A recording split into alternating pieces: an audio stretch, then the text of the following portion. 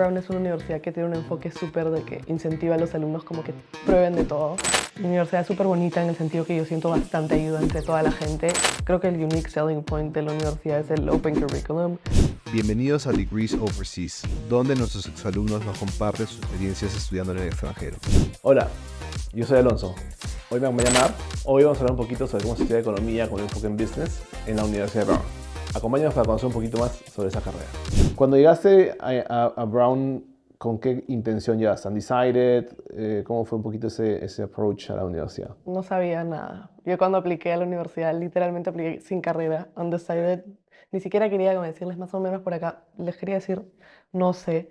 Igual Brown es una universidad que tiene un enfoque súper de que incentiva a los alumnos como que prueben de todo y después escojan. Es más, tú no declaras tu concentration, que son los majors, hasta el final de tu segundo año. No te, tipo, es imposible.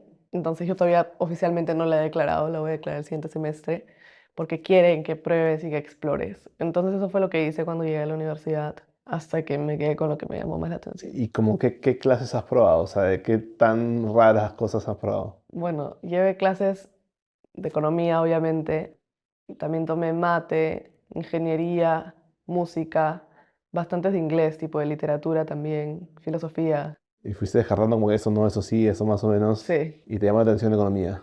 sí, Economía más teórica, numérica. ¿Es un arts o science?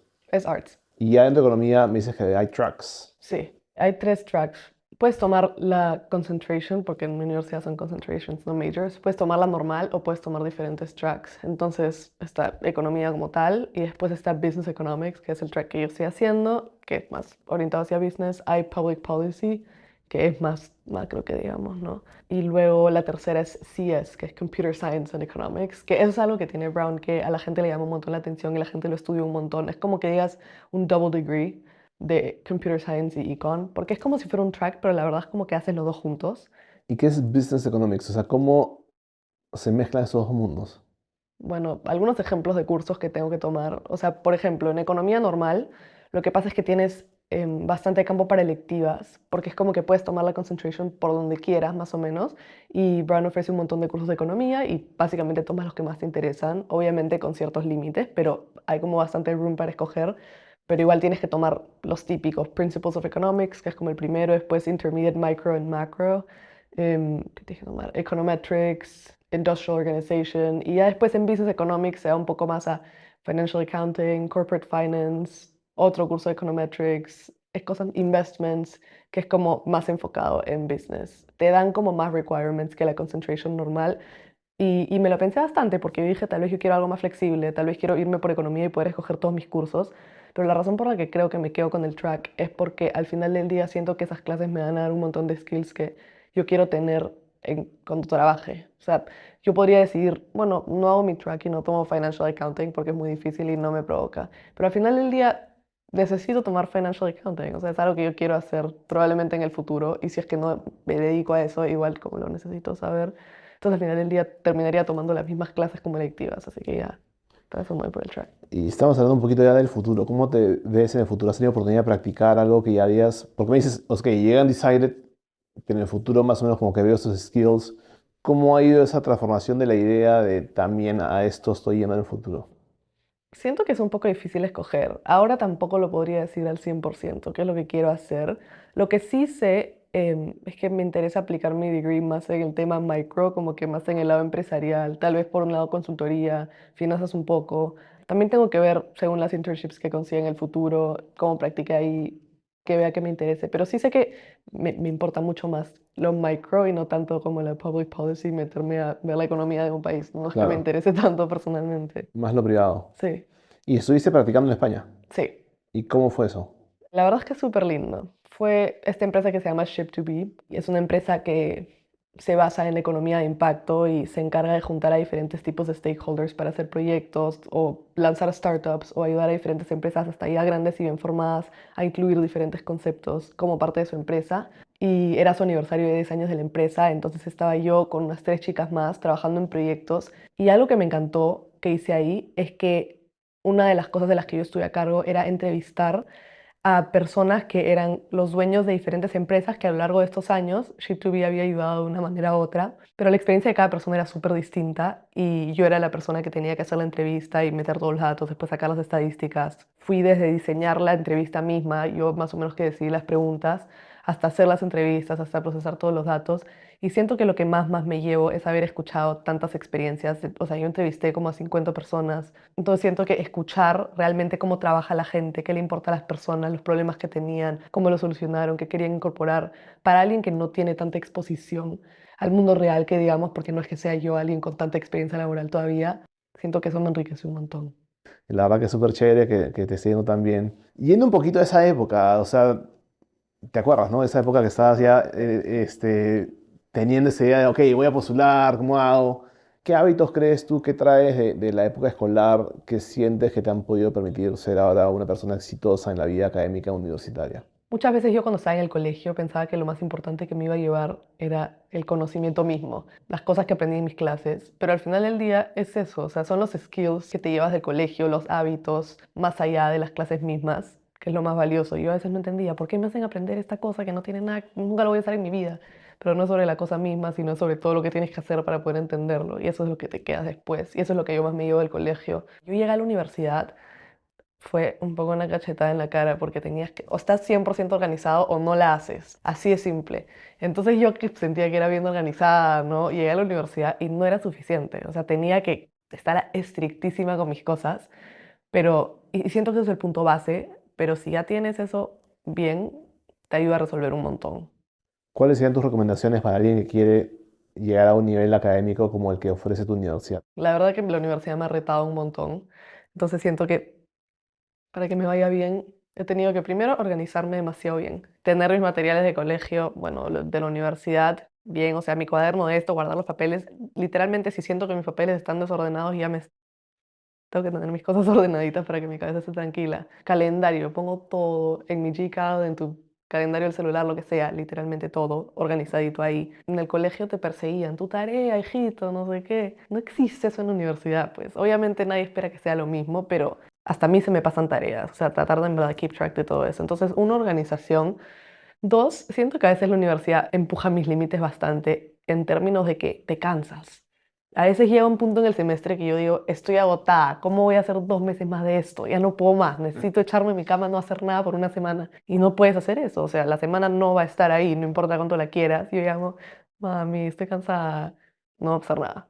Entonces siento que tener como la perseverancia y la fuerza de seguir ahí y saber que tienes que sacarte el ancho y eso es lo que tienes que hacer. Tres, no sé si esto es un skill, pero algo importante me parece no compararse con los demás. Específicamente en una universidad competitiva, todo el mundo es excelente y siento que es demasiado importante hacer que eso te empuje para arriba y no para abajo. Por ejemplo, mi universidad no es tan competitiva en el sentido tóxico, negativo, que digamos que siento que en algunos lugares se puede crear un ambiente así.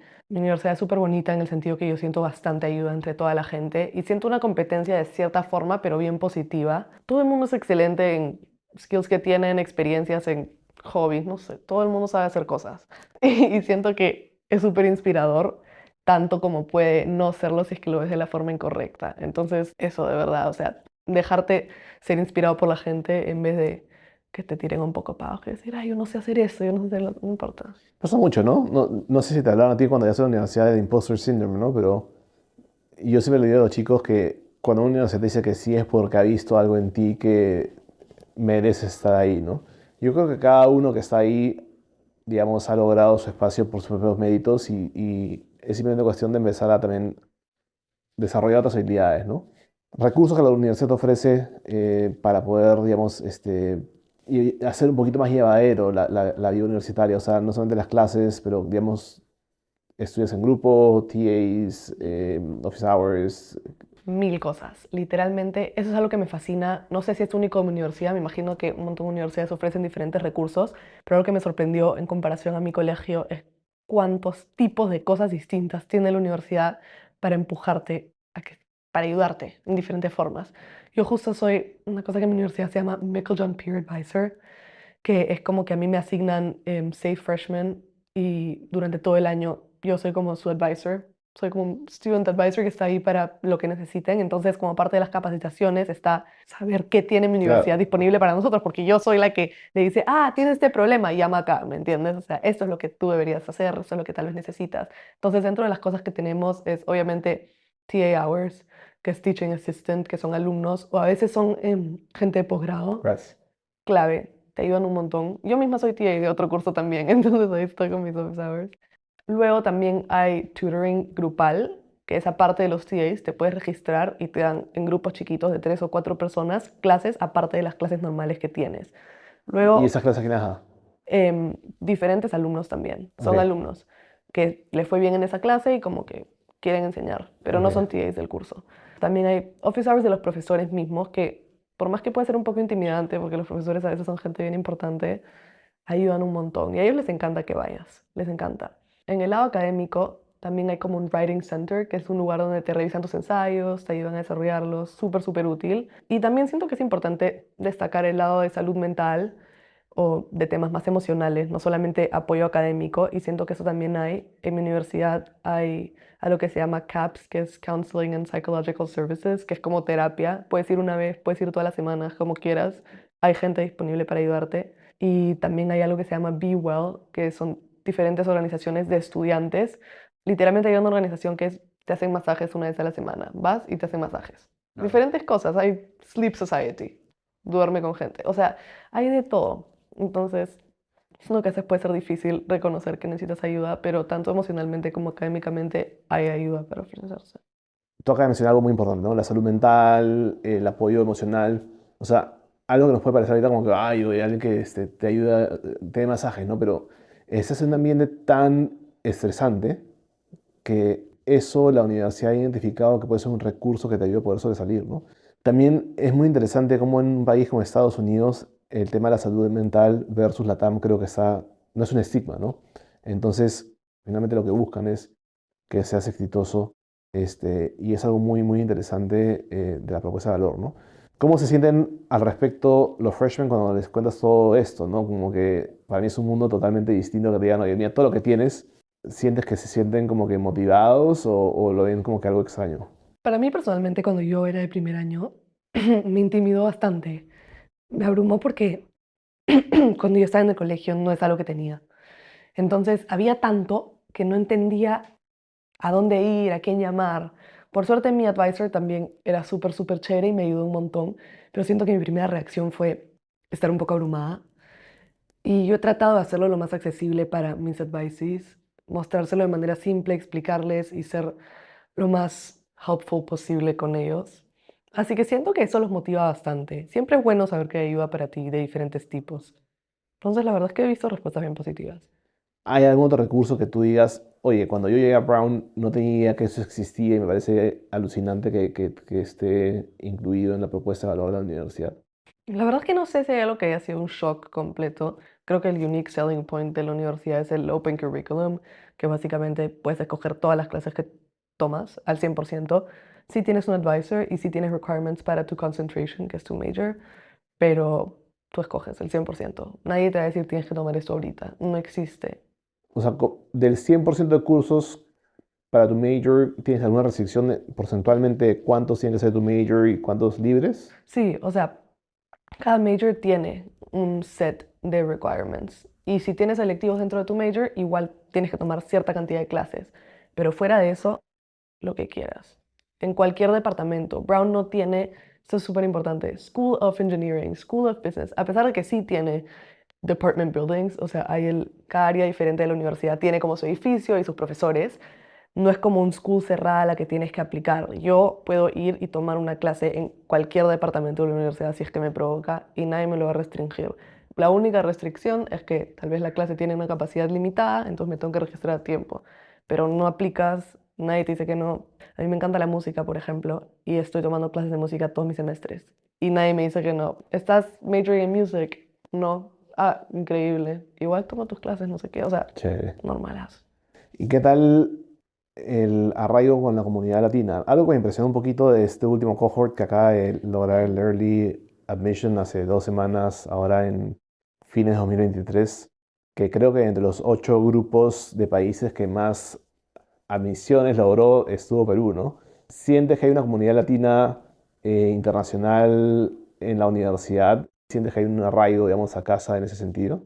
Sí, la verdad es que yo no estoy 100% conectada con esto. Yo no es que paro todo el tiempo con latinos, pero sí pasa como en cualquier lugar del mundo, como en cualquier experiencia de vida que conoces un latino y te haces amigos rapidísimo. Y sí hay organizaciones latinas. Hay una casa que se llama la Casa Machado, que puedes aplicar para vivir ahí y es como una casa latina. Tengo varios amigos que viven ahí.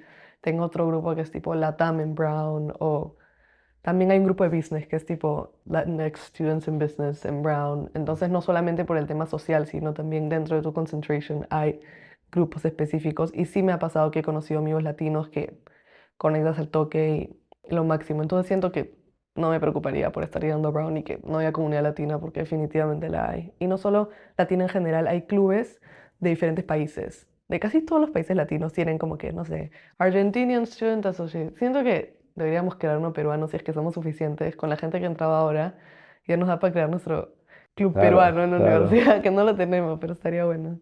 claro que sí, claro que sí. ¿Y sigues viviendo en dorms o estás ya off campus?